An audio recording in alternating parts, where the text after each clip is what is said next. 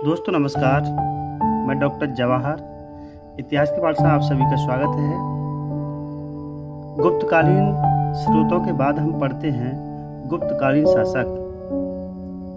इसका संस्थापक कौन है, किस तरीके से गुप्त काल को या गुप्त साम्राज्य को विस्तृत तरीके से फैलाया, बढ़ाया, विस्तार किया, उसकी हम मुख्य बातों को आप लोगों तक पहुंचाना चाहते हैं। गुप्तकालीन संस्थापक श्री गुप्त है। कौन है, फाउंडर कौन है, जनक कौन है गुप्तकालीन गुप्त शासक के, गुप्त वंश के, गुप्त साम्राज्य के संस्थापक कौन है? श्री गुप्त है। आपको क्लियर दिख रहा होगा। चंद्रगुप्त प्रथम 319 ईस्वी से 335 ईस्वी तक गुप्त वंश का वास्तविक संस्थापक कौन है? वास्तविक संस्थापक चंद्रगुप्त प्रथम है और गुप्त वंश का संस्थापक श्रीगुप्त है। इनकी राजधानी पाटलिपुत्र थी। 319 ईसा पूर्व ईस्वी में नया संवत गुप्त संवत चलाया। इनकी एक उपलब्धि थी, लिच्छवी की राजकुमारी कुमार देवी के साथ वैवाहिक संबंध स्थापित किए थे। वैवाहिक संबंध स्थापित करने के कारण वह अपने को लिच्छवी दोहित कहता था। लिच्छवी दोहित कहता था। अपने विवाह के उपलक्ष्य में सोने के सिक्के जारी किए थे। ठीक, किसके सिक्के? सोने के सिक्के। और इनके बाद फिर इनका बेटा समुद्रगुप्त गद्दी पे बैठा है। इसकी भी उपाधि लिच्छवी दोहित कविराज। इस पिता पुत्र सेम उपाधि है, लिच्छवी दोहित और कविराज, इनको अलग से उपाधि मिल गई है। विजय अभियानों की जानकारी प्रयाग प्रशस्ति से हमें मिलती है। विसेंट ऑर्थर ने इसे भारत का नेपोलियन कहा गया है। ये तो आपको और हम सबको पता है कि भारत का नेपोलियन किसे कहा जाता है? समुद्रगुप्त को। लेकिन किसने कहा? विसेंट ऑर्थर ने कहा। सिक्कों पर बीड़ा बजाते हुए चित्रित किया गया है। इसका मतलब संगीत का कौन है? प्यारा है, संगीत इनको प्यारा है। इसने भी अश्वमेध यज्ञ कराए और अश्वमेध यज्ञ पराक्रमांक की उपाधि धारण की है। यानी अश्वमेध क्या है? पराक्रमांक। फिर रामगुप्त, इसकी पत्नी ध्रुवस्वामिनी को प्राप्त करने के लिए शकों का आक्रमण हुआ। इस घटना की जानकारी विशाखदत्त कृत देवी चंद्रगुप्त नामक ग्रंथ से हमें मिलती है। ठीक है, महिला को प्राप्त करने के लिए जाने क्या क्या किया उसने? ध्रुवस्वामिनी को। चंद्रगुप्त द्वितीय विक्रमादित्य इनका नाम से जानते हैं। अन्य नाम देवराज है या देवगुप्त। परम भागवत की उपाधि इसके धर्मनिष्ठ वैष्णव होने की पुष्टि करता है। किसको? वैष्णव धर्म को मानने की पुष्टि करता है, धर्मनिष्ठ है, इसलिए इसको परम भागवत की उपाधि दी जाती है। चांदी की मुद्रा का प्रचलन करने वाला पहला गुप्त शासक था। चांदी की मुद्रा चलाने वाला कौन? पहला शासक कौन है? चंद्रगुप्त विक्रमादित्य है। दूसरी राजधानी उज्जैनी थी। विद्या एवं संस्कृत के प्रसिद्ध केंद्र उज्जैन था। इससे पहले विदिशा को दूसरी राजधानी इन्होंने बनाया। इनके नवरत्नों की बात करते हैं। अमर सिंह, बेतलभट्ट, धन्वंतरी, शंकु, घटपर्रिक, छपणक, कालिदास, बरहमिर व रुचि। इन्हें शक विजेता भी कहा जाता है। ठीक है। फाहियान चंद्रगुप्त द्वितीय के शासनकाल में एक चीनी यात्री भारत आया था। प्रसिद्ध ग्रंथ फोकोकी है ना। चंद्र के पाटलिपुत्र स्थित राजप्रसाद का दर्शन किया था। कहा आया था? राजप्रसाद में, किले का फाहियान ने दर्शन किया था पाटलिपुत्र में। कुमारगुप्त प्रथम महेंद्रादित्य इनका दूसरा नाम है। 404 ईस्वी से 445 ईस्वी तक गद्दी पर बैठे। बिहार में पटना के निकट नालंदा विश्वविद्यालय की स्थापना इन्होंने की थी। किसने? कुमारगुप्त ने। नालंदा विश्वविद्यालय की यात्रा भैंसांग ने की थी। उस समय वहां का प्रधानाचार्य कौन था? शीलभद्र था। स्कंदगुप्त विक्रमादित्य की उपाधि शुक्रादित्य। उपाधि क्या मिली इनको? शुक्रा या शक्रादित्य। इसके समय की घटनाओं की जानकारी जूनागढ़ गिरनार भीतरी स्तंभ लेख से मिलती है। ठीक है।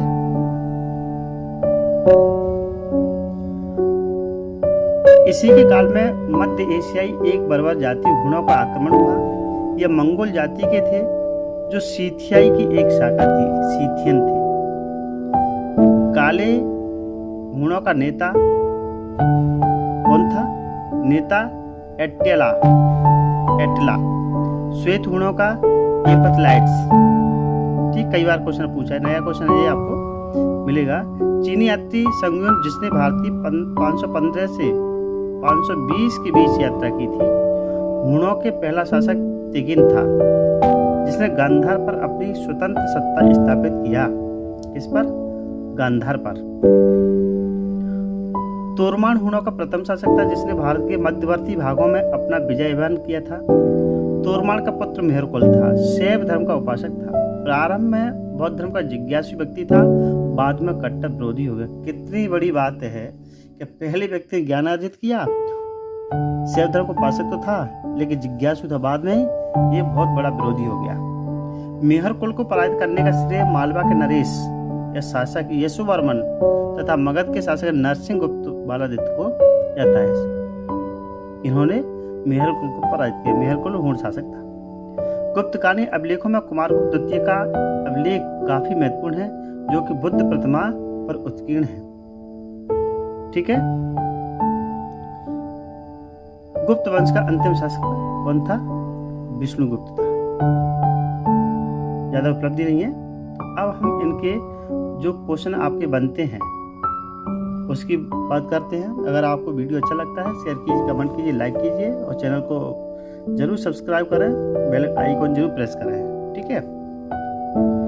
गुप्तकालीन संस्कृति गतिविधियां क्या क्या रही हैं? कला और साहित्य की दृष्टि से क्लासिक युग तथा स्वर्ण युग किसको संज्ञा दी जाती है? गुप्तकाल को स्वर्ण युग की संज्ञा दी जाती है। उसमें खासकर क्या है? क्लासिकल है, बेस्ट है, बेस्ट एज है, इसको गोल्डन एज के नाम से भी हम जानते हैं। प्राचीन भारत में मंदिरों का निर्माण सर्वप्रथम गुप्तकाल में हुआ है। पहले के मंदिर सपाट थे, बाद में के शिखर युक्त मंदिर बनाने लगे। कैसे बनने लगे? शिखर, जिनके ऊपर क्या शिखर था। शिखर युक्त मंदिर का पहला उदाहरण देवगढ़ दशावतार मंदिर झांसी में देखने को मिलता है और गुप्तकालीन मंदिरों की सर्वाधिक खूबसूरती इसी काल में देखने को मिलती है, गुप्तकाल में। गुप्तकालीन मंदिरों की विशेषता क्या है? ध्यान से देखना है, आपको सुनना है और आपके सारे question PSC bank railway SSC के सही हो जाएंगे। अधिकांश मंदिर प्रस्तर में पत्थर से निर्मित हैं। इसका अपवाद भीतर गांव कानपुर का व सिरपुर मध्य प्रदेश का जो ईंटों से बना है। बाकी जो दो मंदिरों को छोड़ दिया जाए, ये ईंटों से बने हैं, बाकी पत्थर से बने हैं। गुप्तकालीन मंदिरों में द्वारपालों के स्थान पर गंगा और यमुना की मूर्तियां हैं। द्वारपाल के स्थान पर गंगा और यमुना की है। गंगा मकर वाहिनी, यमुना को कूर्म वाहिनी दिखला गया है। अब आपको सर्च करना है कि मकर वाहिनी क्या होती है और कूर्म वाहिनी क्या होती है। ठीक है। देवगढ़ का दशावतार मंदिर निर्माण स्तंभ संभवतः गुप्त काल के अंतिम समय में हुआ होगा।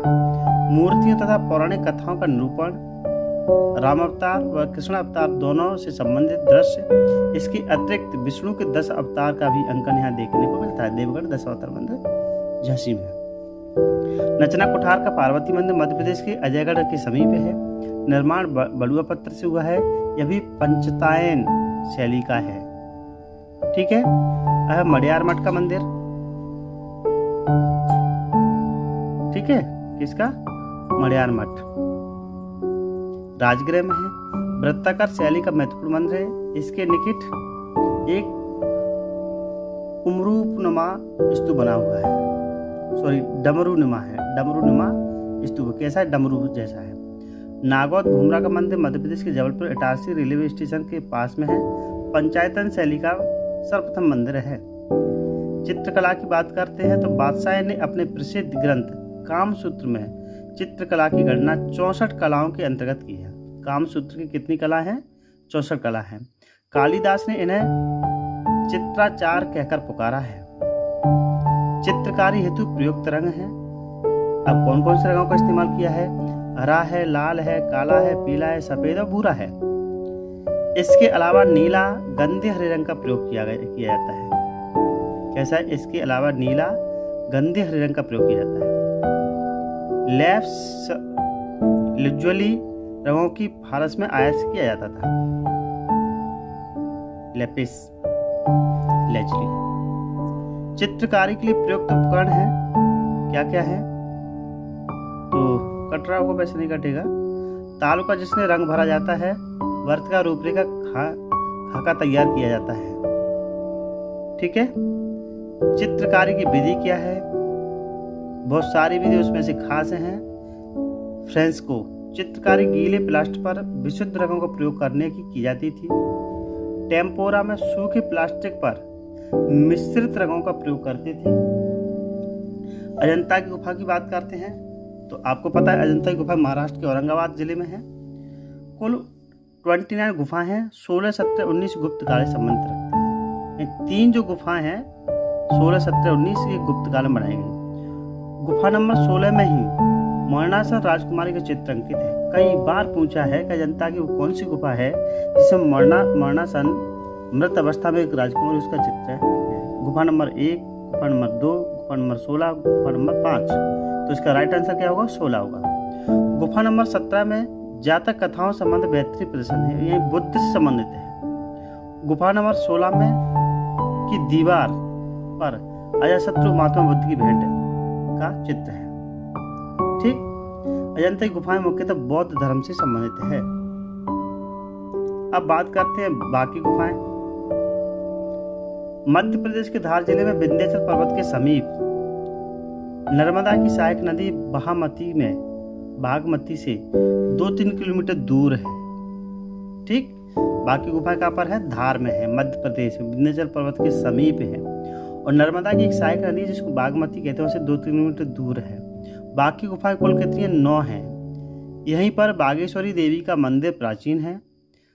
स्थानीय लोग इसे पंच पांडव के नाम से पुकारते। बाकी गुफाओं पंच पांडव। अजंता के चित्रों का प्रमुख धार्मिक है विषय मनुष्य के लौकिक जीवन व चित्रण को गौण बताया गया है। मनुष्य का लौकिक जीवन कैसा है? गौण है। और प्रमुख क्या है?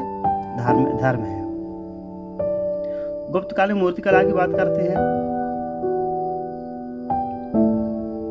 तो इसमें गुप्तकालीन मूर्ति कला का जन्म मथुरा कला शैली से हुआ है। मैंने आपको गांधार, मथुरा, अमरावती 3 शैली बताई थी। ठीक है। तो मथुरा शैली से किसका हुआ? गुप्तकालीन मूर्ति कला का जन्म हुआ है। गुप्तकालीन मूर्ति कला और मथुरा कला शैली में मूलभूत अंतर क्या है? मथुरा कला शैली की मूर्तियों को सुंदर बनाने के लिए नग्नता का प्रदर्शन हुआ है। यानी मथुरा कला की जो मूर्ति है उसमें नग्नता दिखाई गई है। जबकि गुप्तकालीन मूर्तियों में अपने मूर्तियों मोटे उत्तरी वस्त्रों का प्रयोग, यानी एक में नग्न अवस्था में, एक में कपड़े वाले हैं। कुषाण कालीन मूर्तियों में प्रभामंडल सादगी के लिए हुए हैं। प्रभामंडल के लिए सादगी के लिए। वहीं गुप्तकाल सुसज्जित प्रभामंडल बनाए गए हैं। कुषाण में क्या है? प्रभामंडल तो है लेकिन सादगी पूर्ण है। इसमें उसको सजाया गया है। गुप्तकालीन मूर्ति कला के केंद्र मथुरा है, सारनाथ है, पाटलिपुत्र है। 3 जगह हमें देखने को मिलता है। बौद्ध धर्म से संबंधित मूर्तियां हैं।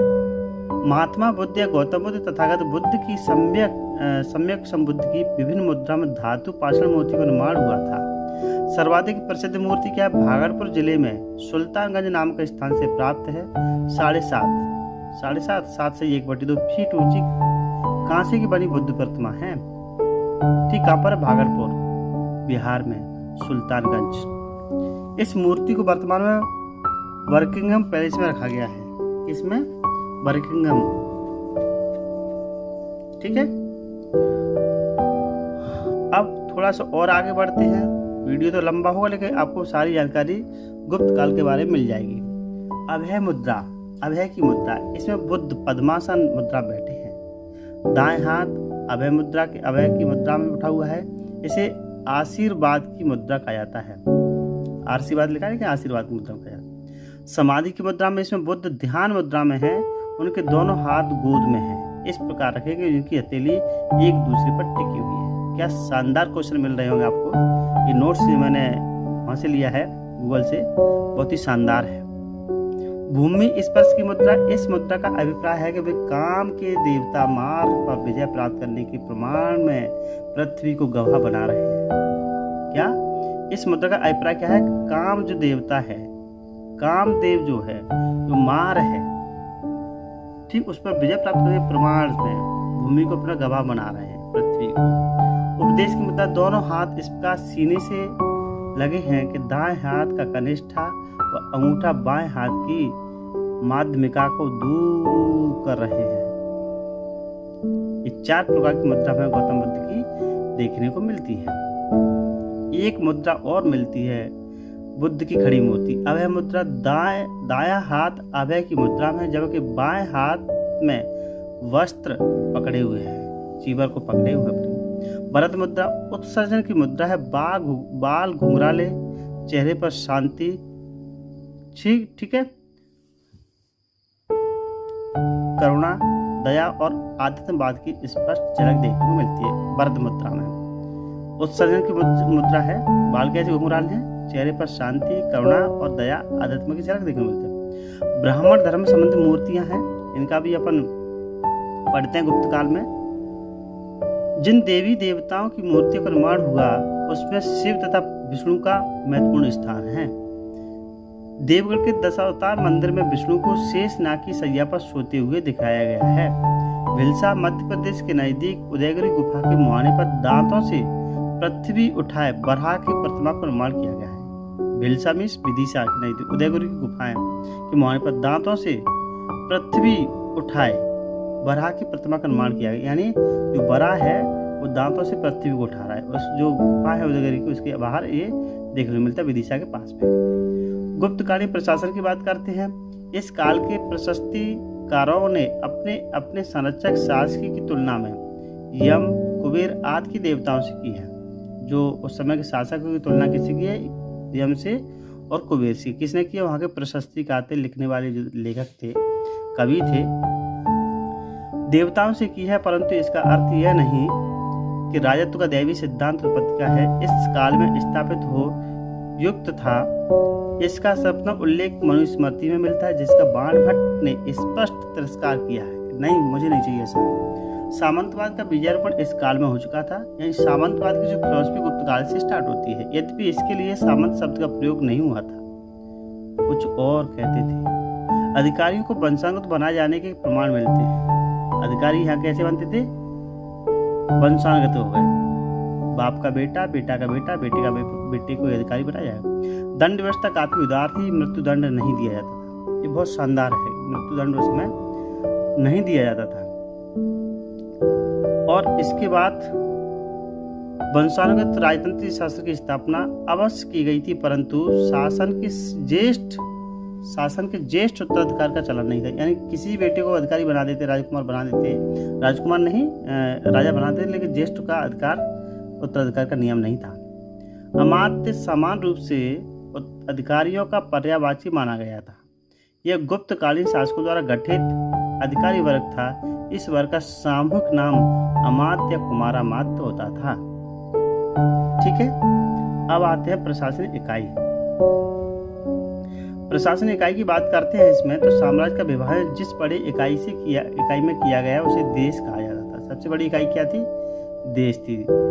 इसी देश का अन्य नाम भुक्ति भी था। देश का दूसरा नाम, जैसे अपन इंडिया कहते हैं, इंडिया का कंट्री कहते हैं, देश कहते हैं और राज्य भी कहते हैं संविधानिक भाषा में, लेकिन उस समय देश को भुक्ति कहा जाता था। पश्चिम भारत के प्रांतों को देश, प्रधान और गोप्ता कहा जाता था। पूर्वी भारत के जो प्रांत थे उसको भुक्ति और प्रधान उपरक कहा जाता था। देश के बाद की इकाई विषय जिले के समान थी। जिलाधिकारी विषयापति थे और प्रशासक जिला परिषद द्वारा संचालित थे। सदस्य मेहत्तर कहलाती है। यहाँ मेहत्तर शब्द देखने को मिलेगा। ठीक है, इसके सदस्य निम्नलिखित होते थे, जो भी प्रशासनिक इकाई होती थी। नगर श्रेष्ठी उद्यमपतियों का प्रमुख, यानी बिजनेसमैन का। सार्थ वह है व्यवसायियों का, जो व्यवसाय करने वाले उनका प्रतिनिधि होता था। प्रथम कुल एक शिल्पकारों का मुखिया जो शिल्पकार हुआ करते थे, बढ़ई है, लोहार है, चरमकार है, स्वर्णकार, उनका जो प्रतिनिधि होता है वो हम शिल्पकार कहते हैं। प्रथम कायस्थ लिपिकों का प्रतिनिधि, जो उस समय क्लर्क हुआ करते उसको उस समय कायस्थ कहते थे। नगर को पुर कहा जाता था। कई गांवों के समूह को पैठ, कई गांवों के समूह को हम पंचायत कहते हैं, उसको पैठ कहा जाता है, जिसके प्रधान को आयुक्त यानी कमिश्नर कहा जाता था। वर्तमान कमिश्नर उस समय आयुक्त कहते थे। और उसके बाद न्याय व्यवस्था की बात करते हैं तो न्याय को सर्वोच्च अधिकारी शासक होता था। ठीक है, और उसकी स्वामित्व कहते थे। न्यायालय को न्यायाधिकरण का धर्माधिकारी कहते थे। शासक की अनुपस्थिति में न्याय व्यवस्था कौन करता था? प्रादेशिक करता था। ठीक है, गुप्तकालीन आय के स्रोत क्या है? इनकम ऑफ सोर्स क्या थे गुप्तों की? सबसे अधिक आय भूमि कर से, किससे है? रेवेन्यू से होती थी। राजा को उपज का 1/6 भाग कर के रूप में लेता था। राजा क्या लेता था? उपज का 1/6 भाग कर के रूप में प्राप्त होने वाली आय भाग थी। जो भी टैक्स ले उसको भाग कहते थे। राजा को भेंट स्वरूप प्रदान किए गए को हम भोग कहते थे। क्या कहते हैं? जनता अपने हिसाब से दे रही है, उसको गिफ्ट दे रही, भेंट दे रही, तो उसको भोग कह रहे हैं, और जो रेवेन्यू कलेक्ट कर रहे हैं उसको हम भाग कह रहे हैं। भूमि कर किसान हिरण्य तथा अर्थात नगद अथवा घुए अनाज के रूप में, दोनों प्रकार से भूमि कर को या तो हिरण के रूप में या ऋण में नगद के रूप में लेते, या फिर में यानी अनाज के रूप में ले लेते। बिस्टी का चलन था, जो एक प्रकार का श्रमदान बेगार होता था। बिस्टी, ठीक है, यहीं से बेगार प्रथा स्टार्ट होती है। बेगार काम तो करवाने, पैसा नहीं देंगे। गुप्त काल में व्यापारी तथा शिल्पियों के 4 संगठन, निगम, गण और श्रेणी होते थे। 4 संगठनों का। दोस्तों, यहाँ गुप्त काल खत्म होता है। अगला हम पढ़ेंगे हर्षवर्धन। तो पूरी जानकारी आपको इसमें मिल जाएगी। अगर वीडियो आपको अच्छा लगता है शेयर कीजिए, कमेंट कीजिए, लाइक कीजिए, और चैनल पर नए हैं तो एक बार प्लीज़ सब्सक्राइब जरूर करें, बेल आइकन जरूर प्रेस करें, जिससे नया नोटिफिकेशन आपको मिलता है। अंत में यही कहता हूँ, पढ़ते रहिए, बढ़ते रहिए, स्वस्थ रहिए, मस्त रहिए। धन्यवाद।